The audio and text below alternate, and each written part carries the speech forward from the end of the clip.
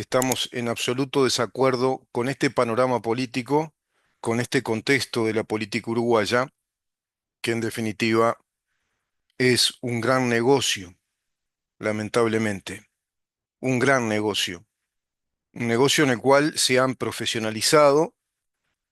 mercaderes de esas negociaciones políticas a través de una estructura corporativa del Estado. Esto lo venimos analizando hace tiempo, lo podés encontrar en grandes teóricos del Estado contemporáneos, en politólogos de renombre, como es el caso de Giovanni Sartori, tenés el caso de Norberto Bobbio, también el gran jurista, el eminente jurista italiano, docente universitario de Derecho Penal, Derecho Público y Filosofía del Derecho, el doctor Bruno Leoni. Tenés también toda la teoría al respecto del doctor Rusconi, de origen italiano pero argentino, y tantos autores, bueno, Joseph Schumpeter, Friedrich Hayek, Antonio García Trevijano, en dos grandes libros, analizando que la política en Occidente se ha convertido, digamos que, en en la empresa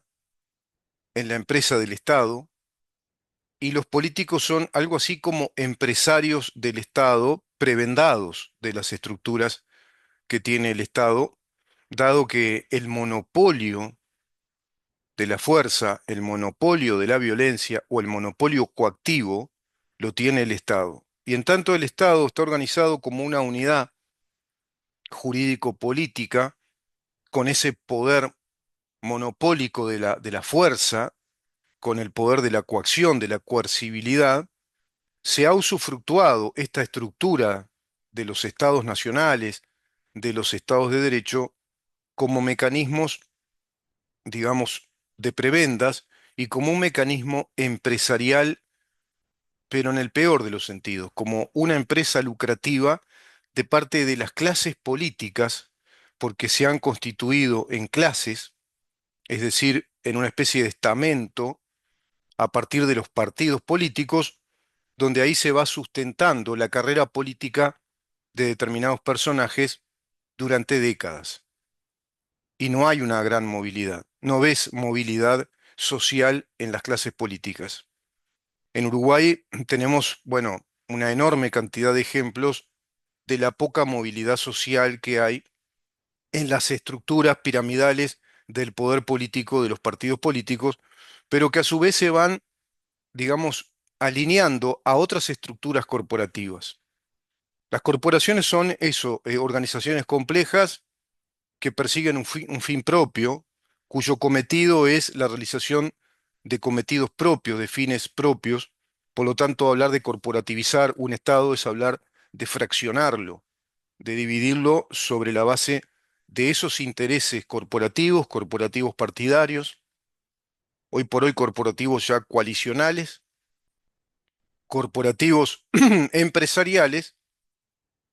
y corporativos sindical. Se ha estructurado así Uruguay. Es una estructura de intereses corporativos, donde tenemos la corporación, partidos políticos, y una vez llegados al gobierno es la corporación gobierno. Esa corporatividad gubernamental es más laxa, es decir, es temporal. Se supone, en nuestro país está el proyecto para que el Frente Amplio sea la perpetua corporación de gobierno. Esa perpetuidad gubernamental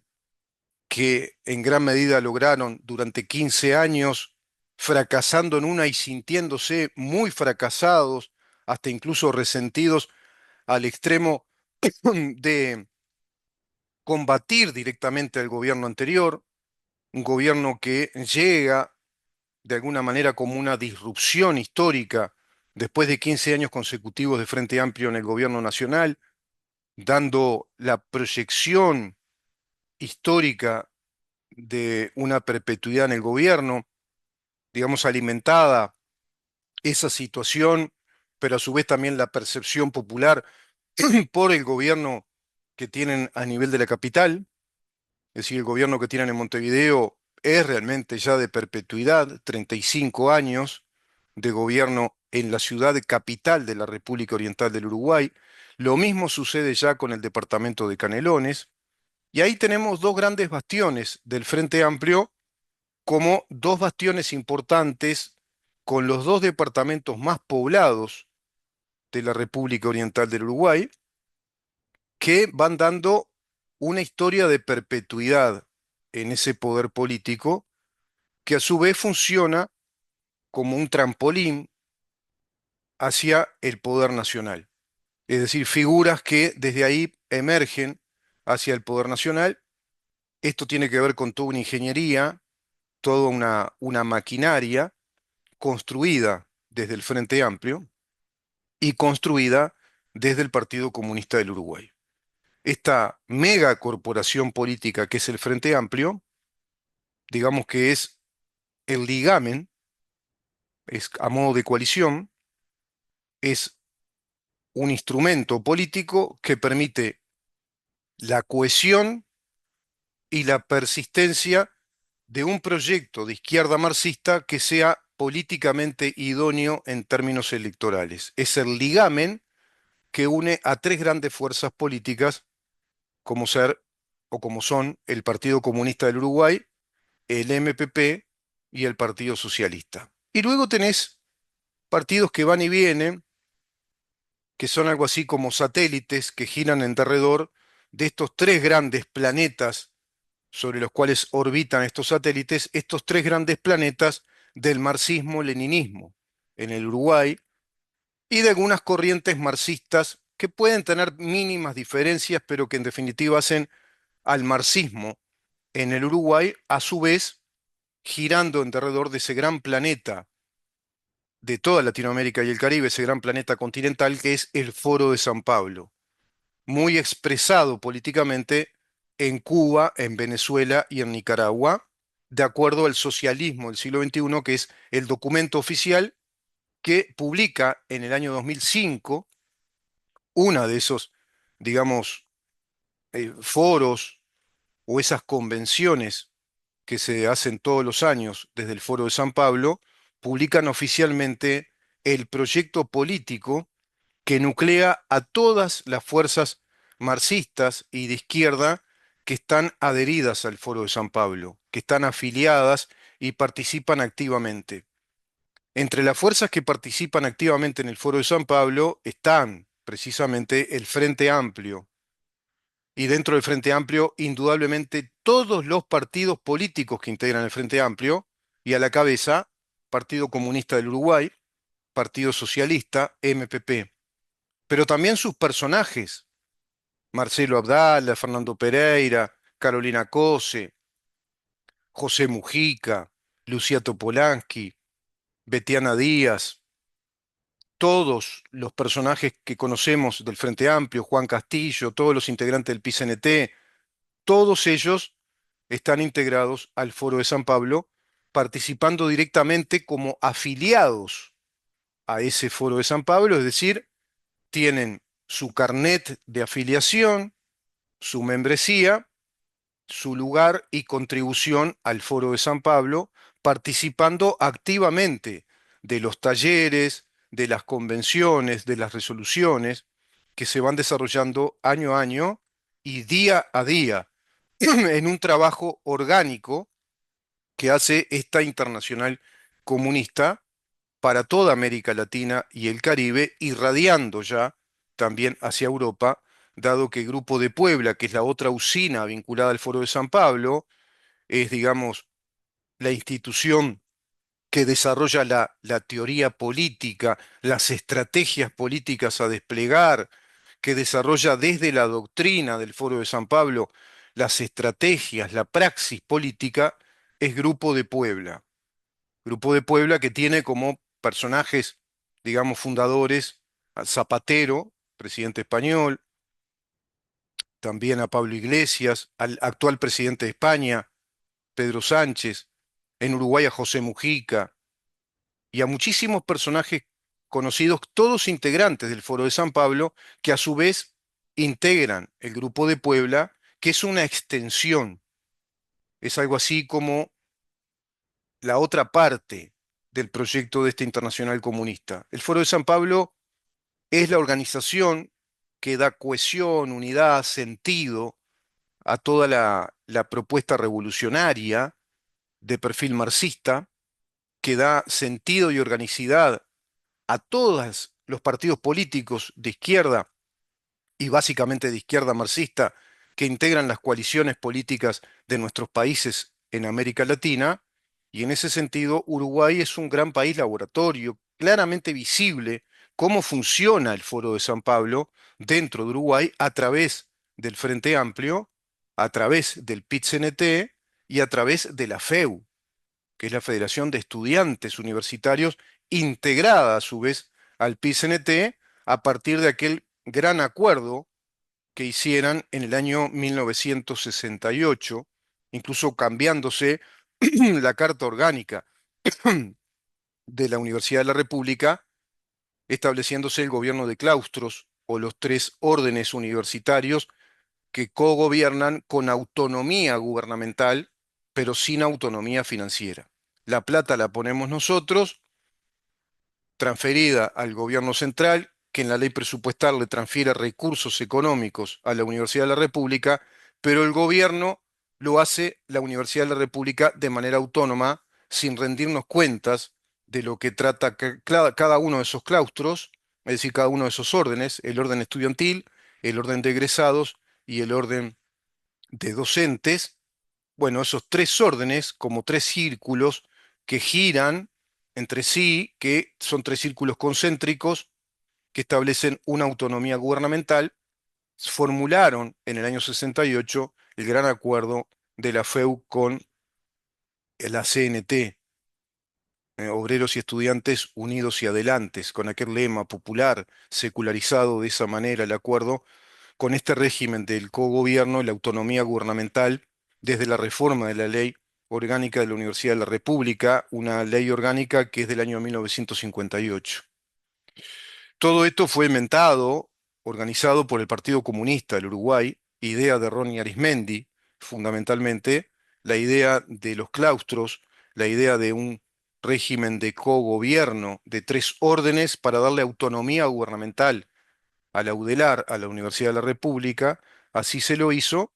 Eso va a funcionar un tiempo, viene la dictadura, después de la dictadura renace ya no la CNT, sino el PIT-CNT, que había sido creado en plena dictadura, en el año 1984, fines del 83-84, renace la actividad sindical como modelo único de sindicatos únicos por actividades económicas o categorías económicas en plena dictadura, tema a revisar en profundidad. Es evidente ahí que hay un cuño claramente marxista por dentro de la dictadura del Uruguay. Hay una categorización sindical, sindicatos que son habilitados a través de cuatro grandes líderes sindicales, todos provenientes del Partido Comunista del Uruguay, y a posteriori, con la primera presidencia democrática que fue la del doctor Julio María Sanguinetti, a través de la CONAPRO, que es Gran Acuerdo Nacional, y aquel famoso lema y doctrina del cambio en paz, se va a dar, digamos que el marco jurídico, una ley que establece la posibilidad que tiene el presidente y el ejecutivo de, bueno, formular, de establecer, de ordenar mesas de negociaciones colectivas, y así se hizo, resolviéndose por decreto presidencial a modo de, bueno, un decreto con fuerza coactiva, con imperio legal, de modo muy, digamos, cuestionable. Pero esas negociaciones colectivas que se hacían con el PIT-CNT en el gobierno de Sanguinetti planteaban entonces rondas de negociaciones en materia salarial de los funcionarios públicos, sindicalización de los funcionarios públicos, representación sindical de los funcionarios públicos, las escalas laborales, cuántos escalafones laborales, el ordenamiento de la administración pública, es decir, incidían directamente en la política económica presupuestal del Estado, directamente el sindicato del Partido Comunista, el PIT-CNT. A partir de ahí se va a trasladar ese modelo de las negociaciones colectivas hacia la actividad privada y entonces se va a corporativizar Uruguay. Va a quedar digamos, perdón, construido sobre tres bases, sobre tres grandes círculos corporativos. El círculo sindical, PIT-CNT, recordemos, PIT-CNT, sinónimo o igual Partido Comunista del Uruguay, mentor, creador del PIT-CNT, con el 85-90% de los integrantes dentro de las secretarías de cada uno de los sindicatos, dentro de la Secretaría General del PIT-CNT, son del Partido Comunista del Uruguay, llevando la línea del Partido Comunista del Uruguay, llevando la línea doctrinaria, ideológica, en esa actividad, entre comillas, sindical. Por otro lado, tenés la Cámara Empresarial, que, bueno, se construye sobre la base de que ahora hay una inmensa, una gigantesca estructura sindical, una corporación sindical con mucho poderío político, ya político, no sindical, ya político, porque ya es la organización que está ahora enquistada en el gobierno, está enquistada en la estructura de una especie de cogobierno en materia de funcionarios públicos, de categorías laborales, de ajustes salariales, del régimen de los ajustes salariales, según se necesite por la economía inflacionaria que Uruguay tiene. Bueno, en ese sentido, el PCNT pasa a ser la megacorporación y obliga a que el gobierno sea otra corporación negociadora con el PCNT, ya no el gobierno que determina, digamos, perdón, que determina las políticas presupuestales del Estado para todos nosotros, de acuerdo al artículo 214 de la Constitución de la República, que le confiere, digamos, el poder único, exclusivo al Poder Ejecutivo de llevar a cabo desde la ley presupuestal el orden presupuestal del Uruguay y básicamente dentro de ese orden la escala laboral de los funcionarios públicos, el régimen de ajustes salariales de los funcionarios públicos, la remoción o no de los funcionarios públicos, según todas las potestades y poderes que la Constitución le confiere incluso al presidente de la República en el artículo 168, por ejemplo. Ese poder ejecutivo ya no va a gobernar de acuerdo a lo que la Constitución establece como el poder con esos precisamente cometidos, con esas funciones que le confiere la Constitución exclusivamente al Poder Ejecutivo, al cual elegimos cada 5 años, se supone para que nos gobierne en ese sentido, desde la ley presupuestal y estableciendo, digamos, toda la actividad administrativa del Estado, pura y exclusivamente en calidad de Poder Ejecutivo, según la Constitución así lo indica, así lo manda, sino que ahora cogobierna con una estructura sindical que desde fuera han enquistado a través de aquella CONAPRO, de aquellos acuerdos con la presidencia de Sanguinetti, y se va a continuar en un hilo conductor de la historia política del Uruguay hasta que va a ser interrumpido ese proceso por Jorge Valle en materia de negociaciones colectivas en el ámbito público.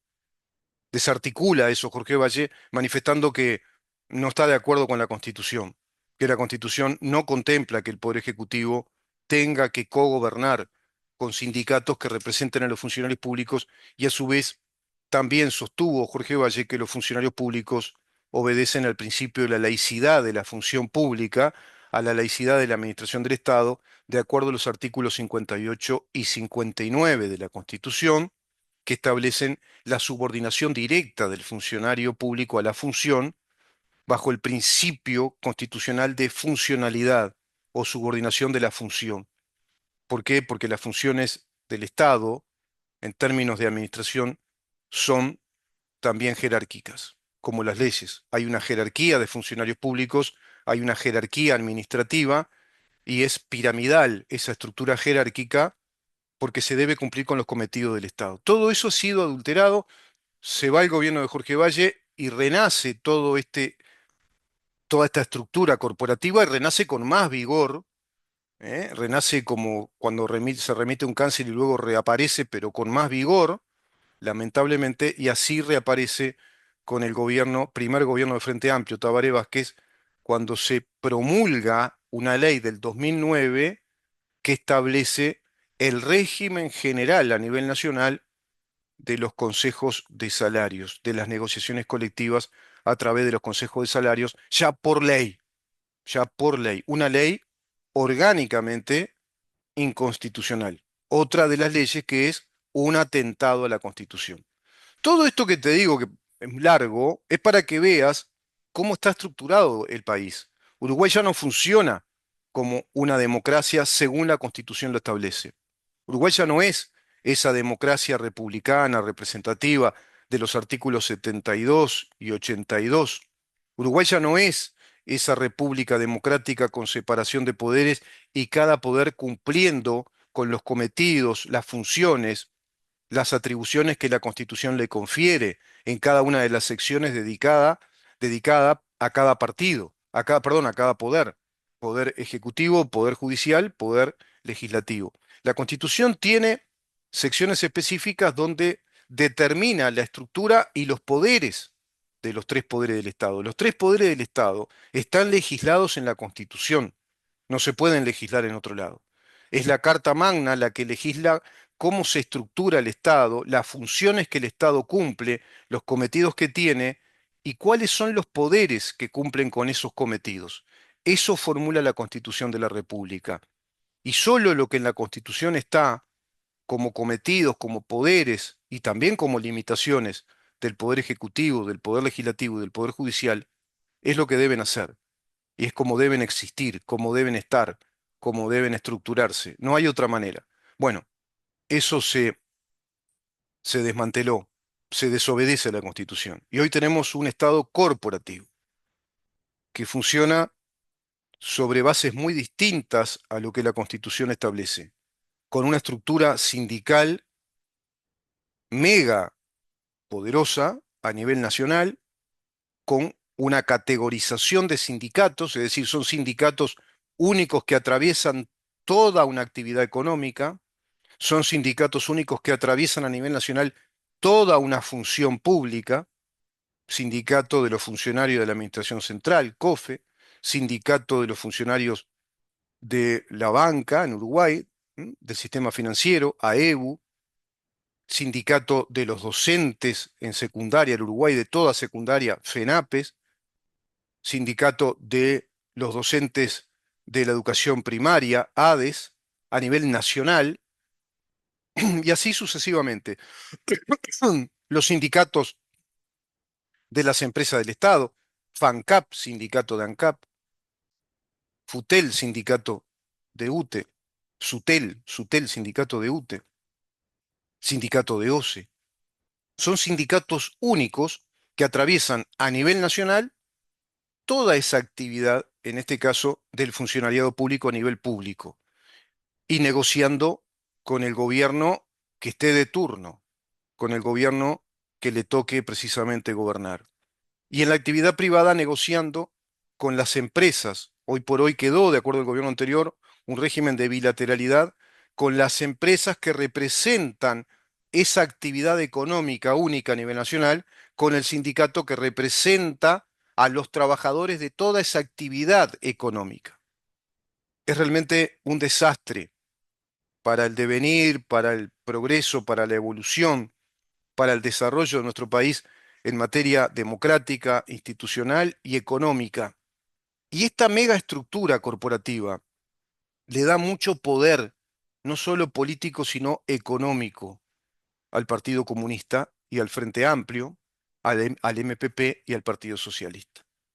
¿Por qué? Porque los funcionarios públicos, hacia el número redondo de 400.000, más todos aquellos que son contratados y perduran a través de recontrataciones, que nosotros no manejamos, no tenemos transparentados esos números, quiénes se quedan, quiénes no, a quiénes contratan, que son régimen de pasantías, de becas, que es todo un mundo, un universo de miles y miles de personas que a través de ese sistema de becas, se supone cada 2 años deben ser renovadas, deben ser renovadas en el sentido que se tienen que ir y vienen otros becados, pero en definitiva es un círculo de presupuesto sobre miles de personas que no son los presupuestados directos del Estado. Pero los presupuestados directos del Estado Se calcula que son unos 384.000, más todo este sistema de becas, redondealo en 400.000 personas que están presupuestadas por el presupuesto del Estado, por el presupuesto nacional, sobre el cual incide fuertemente el PIT-CNT a través de las negociaciones colectivas y de los consejos de salarios, de los consejos de salarios, que se establece un régimen de periodicidad en cuanto a los ajustes salariales de acuerdo a los promedios inflacionarios que Uruguay tiene interanualmente. Incide muchísimo el PIT-CNT en materia económica en el Uruguay. De ahí que no sea un detalle menor que hoy tengamos como ministro de Trabajo al secretario general del Partido Comunista del Uruguay, Juan Castillo, quien fue también secretario general del PIT-CNT. No es casualidad, obviamente. Es toda la misma maquinaria, son los mismos personajes y la misma estructura partidaria que juega un partido muy, muy fuerte, exitoso desde el punto de vista político y económico en relación al resto de los partidos políticos que integran el espectro político del Uruguay, es decir, los partidos que hoy ya no son gobierno, que estuvieron en la llamada coalición republicana, que ya no están en el gobierno, que lo perdieron el gobierno, porque los gobiernos se pierden, no los ganan las oposiciones, se pierden por mal trabajo en muchos aspectos, en estrategia, en aspectos también estructurales, en políticas de Estado que no desarrollaron, en cambios de paradigmas políticos que no hicieron, y a su vez en una pésima campaña de estrategia publicitaria. Pero lo cierto es que la ingeniería política que han creado tiene en verdad también el propósito de ser una ingeniería financiera, económica, porque todo ese funcionariado público aporta una cuota obligatoria al PICNT a través del sindicato al cual se deben integrar en calidad de funcionarios públicos. ¿Se dan cuenta a qué nivel llegamos de estructura corporativa inconstitucional, agraviante para con nuestra Constitución? Y todo esto está naturalizado por todo el sistema político del Uruguay. Todo el sistema político de Uruguay, inclusive cuando en dos oportunidades se apersonaron delegados de la Organización Internacional del Trabajo en el año 2023, me acuerdo que fue la última, para indicarle al presidente anterior, al doctor Luis Lacalle Pou, que Uruguay seguía en la lista negra de la OIT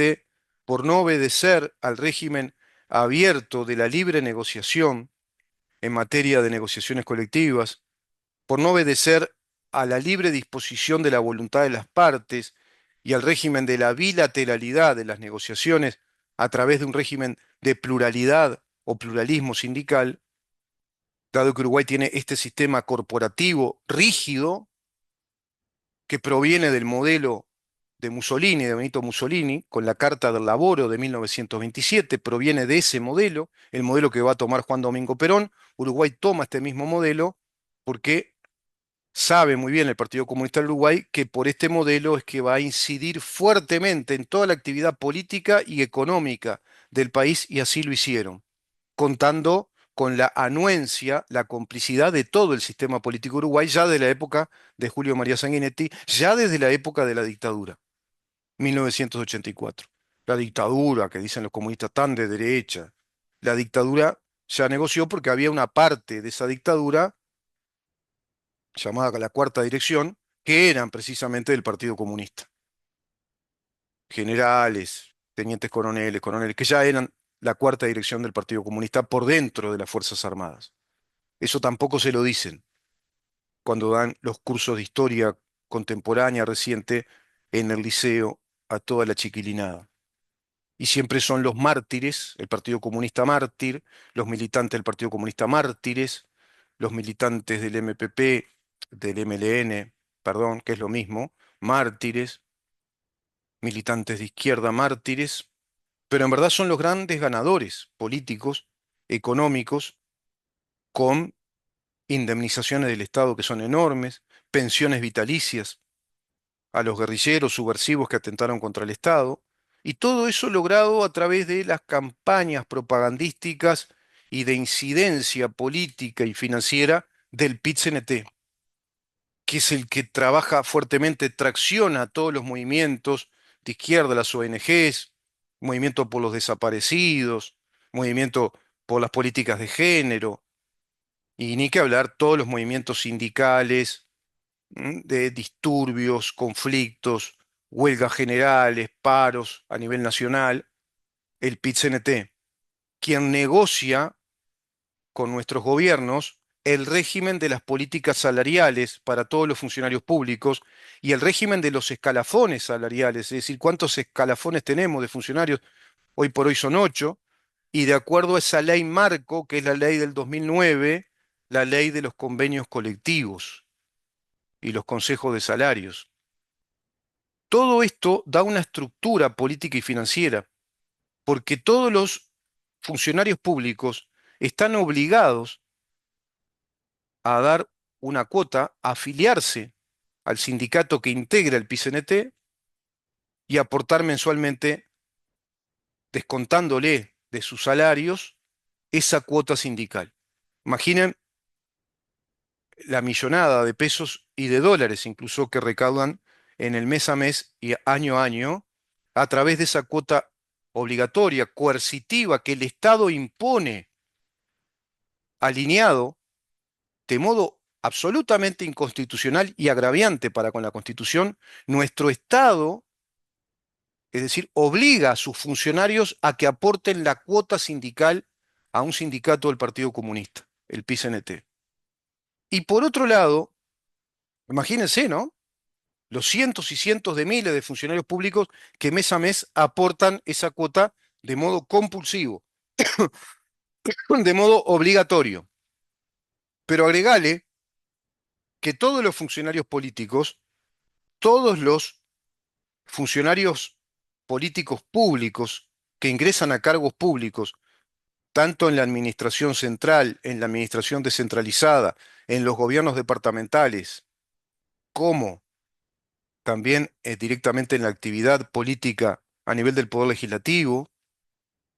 también dentro del Poder Judicial, el sindicato de fiscales, los fiscales. Imagínate que todos esos funcionarios, en gran medida, en un porcentaje muy amplio, son integrantes del Frente Amplio. Son integrantes del Frente Amplio. Es decir, el funcionariado público en Uruguay, en un enorme porcentaje, tema digno de ser estudiado. Veremos la manera de hacernos un tiempo y revisar, investigar y tener números más concretos, pero no hay estadística al respecto,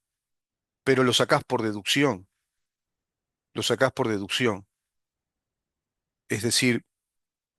ves cómo se comportan los fiscales, sindicato de fiscales, sindicato de los funcionarios públicos, la campaña que hizo el funcionariado público a través del PCNT contra las AFAPs y ese plebiscito que ya analizamos cantidad de veces, ese plebiscito que fue un atentado contra el derecho de propiedad, contra la seguridad jurídica, el derecho de propiedad, contra la seguridad jurídica en sí misma como principio constitucional, contra la Constitución. Fue una mega campaña desarrollada desde los funcionarios públicos que representan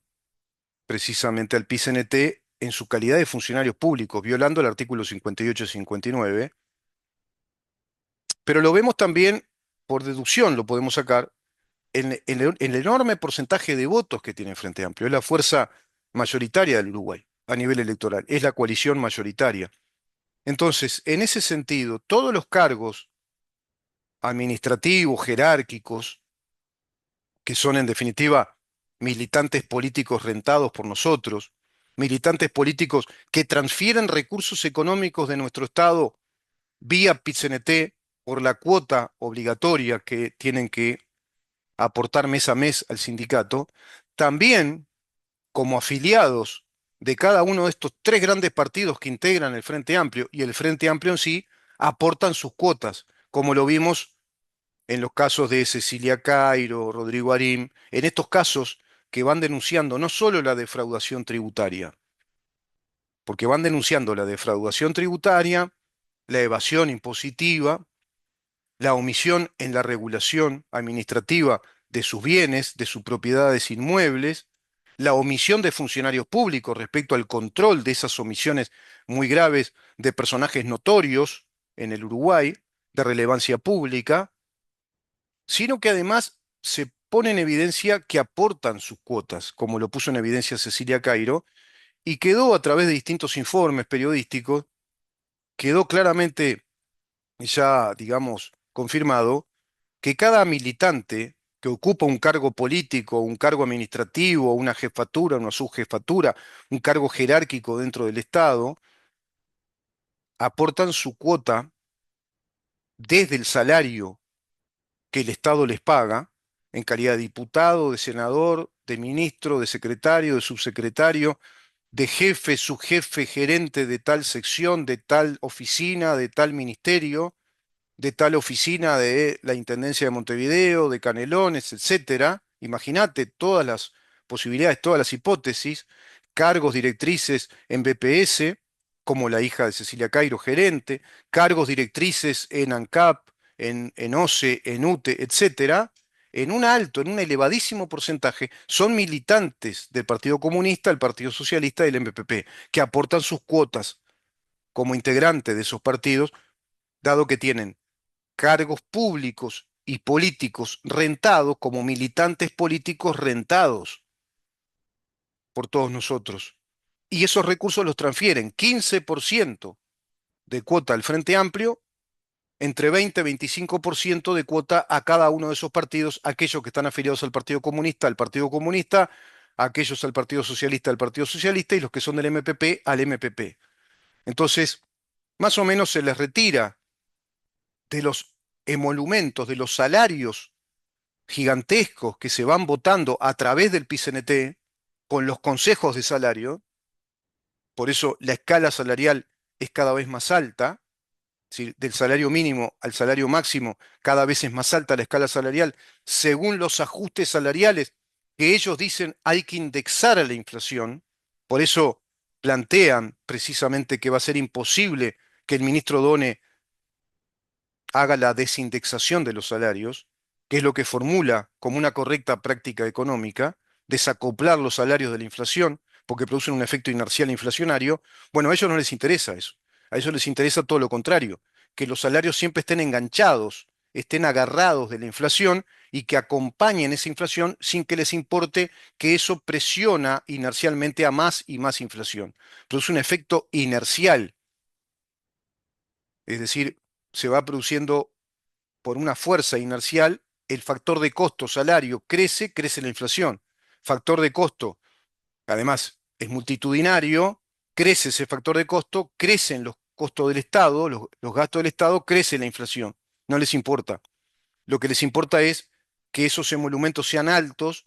porque cada uno de esos militantes rentados le aportan entre el 15 y el 20% o 25%, entre un 35 y 40%, desglosándose 15% para el Frente Amplio, 20 o 25% para el Partido Socialista, Partido Comunista, MPP. ¿Se dan cuenta de la ingeniería económica que hacen? Es imposible que la baracutanga marxista del Frente Amplio acepte la propuesta económica de Gabriel Odone de la desindexación salarial en materia de política económica en el Estado, porque a pesar de que siguen teniendo grandes recursos, ya no obtienen ese margen de ganancia para sumarle a las arcas económicas de esos partidos políticos y del Frente Amplio, a esas cajas, digamos, económicas, comerciales, en las que han convertido el Frente Amplio y a cada uno de estos tres partidos que fuertemente trabajan en esta estructura, en esta red de transferencia de recursos económicos del Estado uruguayo hacia las arcas económicas, las cuentas bancarias,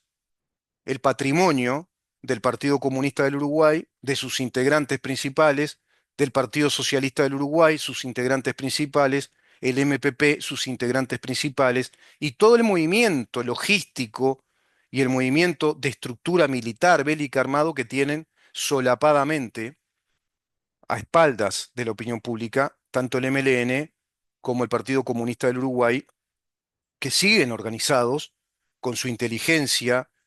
militar, con su inteligencia paramilitar y sus grandes conexiones internacionales a raíz de esas conexiones que se van desarrollando en el Foro de San Pablo.